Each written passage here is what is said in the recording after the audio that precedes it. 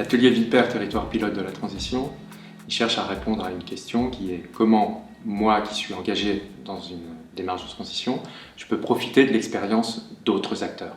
Alors l'expérience passée, accumulée, ou l'expérience d'autres acteurs qui sont en parallèle de moi et qui sont eux aussi engagés dans des démarches. C'est ça la question centrale. Il y a différents points de vue qui sont absolument indispensables et complémentaires, parfois contradictoires, ce qui fait la richesse de cette mise en lien. C'est le point de vue par exemple des élus, c'est le point de vue des techniciens des collectivités, c'est le point de vue des opérateurs économiques, c'est le point de vue des citoyens. Alors au départ, moi je connaissais un petit peu le travail qui était fait par l'Institut. Je me disais que j'avais envie sur le territoire sur lequel j'agissais et j'agis encore en tant qu'élu, j'avais envie de faire un saut dimensionnel sur les questions de la transition. Jusque-là, on accompagnait un projet ici, un projet là, un projet là. Et puis à un moment donné, on se disait mais non, il faut relier l'ensemble, il faut pouvoir aller de façon plus globale. L'envie était de pouvoir emmener d'autres acteurs, briser les habitudes passées qui sont les élus travaillent en silo comme ça, les services travaillent en silo et de temps en temps ils font des appels à projets et il y a des associations qui répondent. À un moment donné, on va regarder une problématique, on va regarder une envie et on va se mettre à travailler ensemble. Aujourd'hui, ce qu'on fait, c'est qu'on vient prendre un peu de recul sur nos pratiques. On a largement puisé aujourd'hui dans le référentiel qui a été fait. On l'a diffusé sur notre territoire et ça devient un point d'appui dans ce qu'on structure au niveau du territoire régional avec les acteurs de la région. Et émerge l'idée de pouvoir avoir quelque chose d'un peu équivalent au niveau du territoire régional Centre-Val de Loire.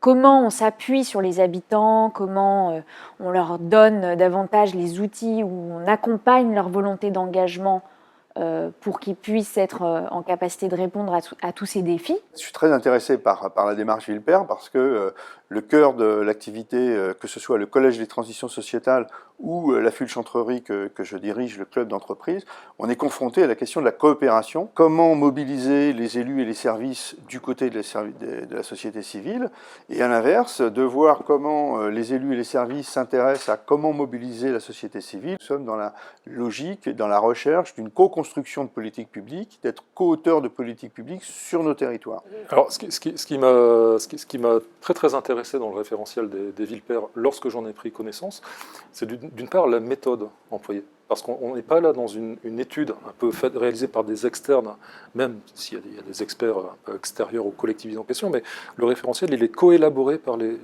territoires. Venir se confronter et se mettre avec d'autres qui ont mené ces choses, moi je trouve que ça apporte du réconfort parce qu'on s'aperçoit qu'on n'est pas complètement à côté de la plaque sur les questions, sur les enjeux. C'est plutôt confortant.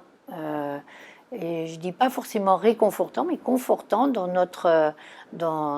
pour continuer et pour se dire que on est dans un mouvement plus global. Cette logique intégrée, multi-bénéfices, de recherche constante des co-bénéfices, moi je l'ai retrouvée dans le référentiel. Elle fait vraiment partie du référentiel des villes en transition et c'est une des clés, c'est-à-dire cette recherche permanente où on va tirer la pelote, tirons les ficelles de tout ce que ça peut permettre en termes de politique publique. On discute à des échelles très différentes.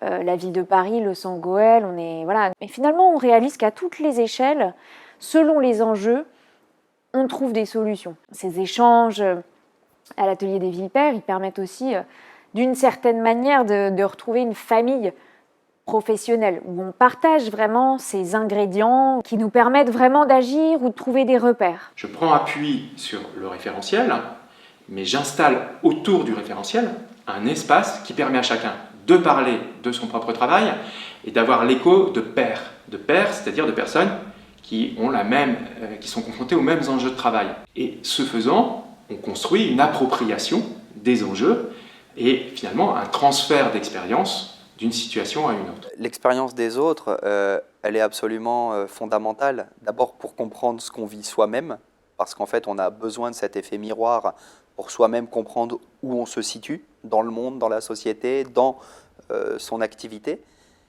Et donc sa propre expérience est absolument indispensable aux autres. pour qu'ils puissent eux-mêmes mener leurs projets. Et ce qu'on joue ici dans l'atelier, c'est justement un éclairage de l'expérience des uns et des autres pour être en mesure, les uns par rapport aux autres, de se situer collectivement. Et c'est parce qu'on va le faire collectivement qu'on va créer l'assemblage de sociétés qui va permettre de répondre aux problèmes. En tant que maire, je n'ai qu'une toute petite partie du problème. Chaque citoyen, il en a une petite partie. Chaque acteur économique aussi. Si la France pouvait, dans les 5 ans qui viennent, se donner une vision partagée de ce que serait son développement dans une logique de transition et que c'était tout le monde ensemble pour le porter, ça aurait une puissance de feu extraordinaire.